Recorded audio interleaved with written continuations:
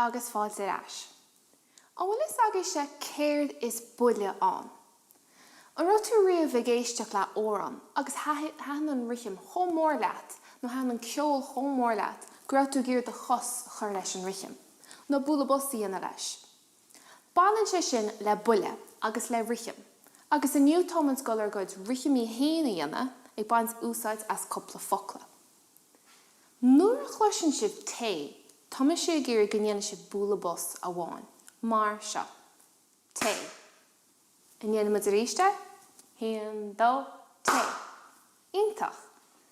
Nuair a chluiseann sibh cafe, bhhailm gnéanana sibh chábhúla was, mar seo. Cafe. Agus a ríist? Cafe. Ítach. Agus an tríú ceann, Coca-Cola, bhhailm gnéanana sibh cheiribhúla was, ach cheiribhúla was an scipaí, mar seo. Coca-Cola. Din lo mai. Híon, dó, Coca-Cola. Ítach, má sibh. Inis Thomas go le Rithimí héin dhéana ag baint úsáid as ar gorp chun dhéana. An chéad ceann tin sé mar seo.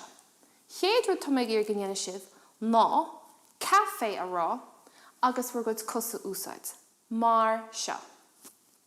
Cafe. Din a ríiste? Cafe. Agus an sin, Thomas go an Rithim a chríochnú le té. Híon, dó, té. Anwa. Curmud a chéile se? Híon, dó. Cafe, té. Cafe, té. Cafe, té. Ítach, má sibh. Déanamid a ríiste, ach bálamas na foghlaimach go gluisimid an Rithim ceart. Híon, dó. Cafe.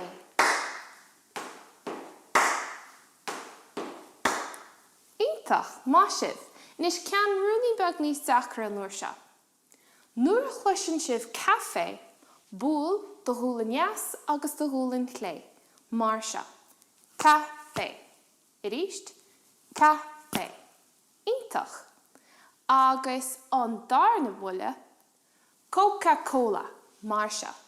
Coca-Cola. Déanam mé ríiste? Coca-Cola.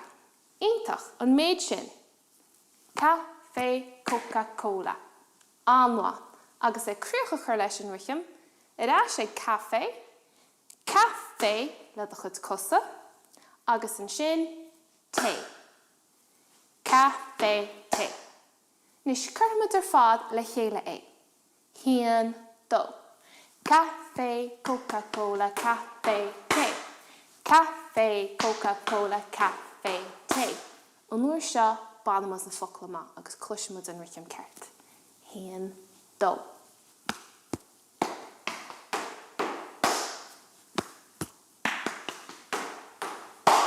Ítach, má sibh. Bígí cleachta leis na fogla seo sa Mháille agus déanta chud Rithimí héin, measc súsiad. Sin weim sin nniu, slán go fóil.